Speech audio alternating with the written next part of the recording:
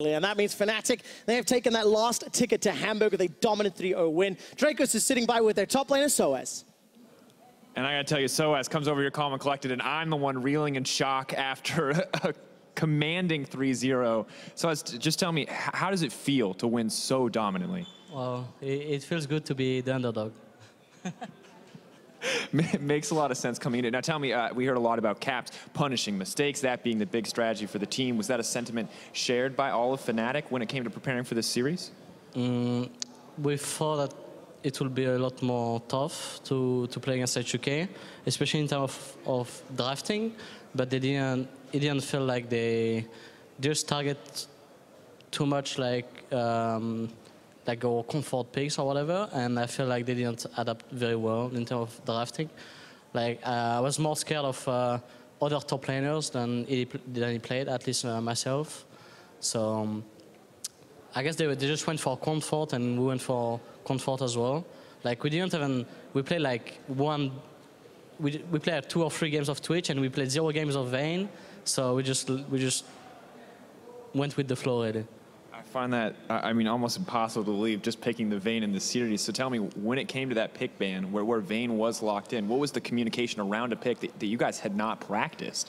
Well, I think there was like 4 AD ban or something, and they had Ezreal Tam.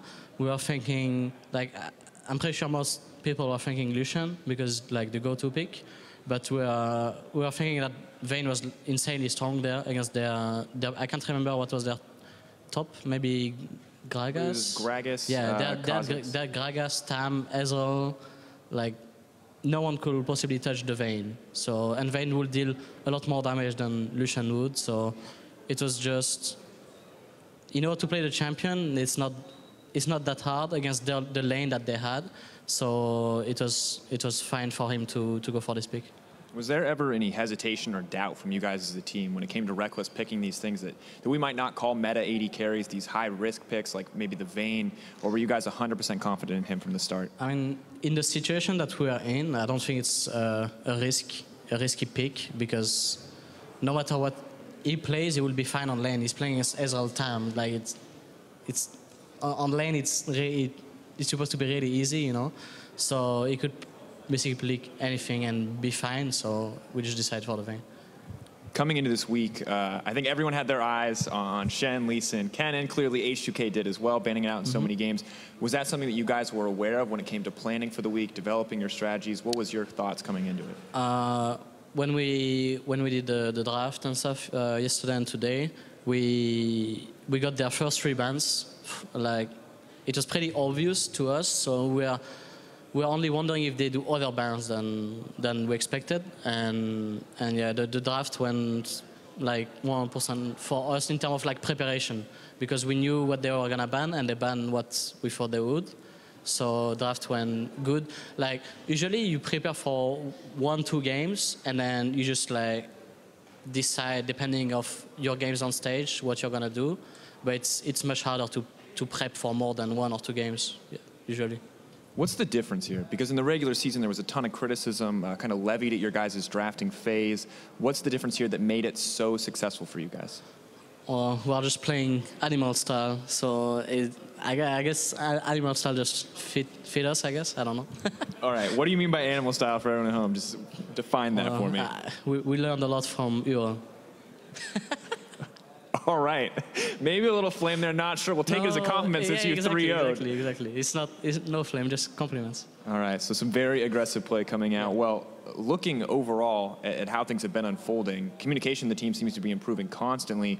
What was the factor there when it came to preparation? Was communication a focus for you guys, or have things just been getting better naturally over the course of the split? Well, it's not like we had a lot of issues, like either team related or like a lot of different issues during the split. It's not like we focused too much on communication. With like, we didn't have any goals in practice or whatever. We just practice and try to get good at the style that we are playing right now, and see how far we can go with it. All right, you've called it animal style. It's going to have to go up against G2 in the coming week. kind of give me your thoughts on that series overall. I mean, maybe you're not quite ready for it yet, but what is your thoughts for preparing for that series? Well, I think that we should have won before ODOAMNE beat G2, we should have won against them. We just threw quite a lot. Like, I threw one time, and some of my teammates threw some other time too. So we should have won this game. So I'm expecting a series that will be a lot closer than this one, but I'm pretty sure we can take it. All right, that is a ton of confidence coming from you. I think when people look at your teams, there's a lot of attention that goes kind of towards the bot lane. Rekkless and JESIZ performing incredibly well this series, going up against Sven and Mithy, widely considered the best bottom lane in Europe. How do you think that matchup is going to play out? Can they battle the current kings of Europe? Well, it's for sure going to be tough. I think in terms of matchups, like H2K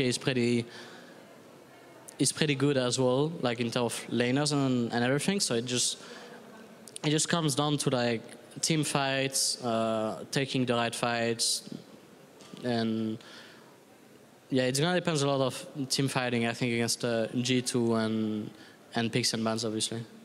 All right, and from the way that you played on stage today, do you feel like you can out-execute in those team fights, outperform G2 overall, pretty confidently? Well, it obviously depends to picks and bans, so I cannot know. We will find out.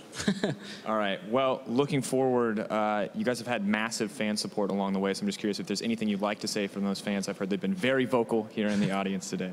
Yeah, surprisingly, there's been, since I rejoined FNATIC, not only me, but I feel like for the team as well, there's been a lot of support from the fans, even though we don't have like the greatest split before playoffs.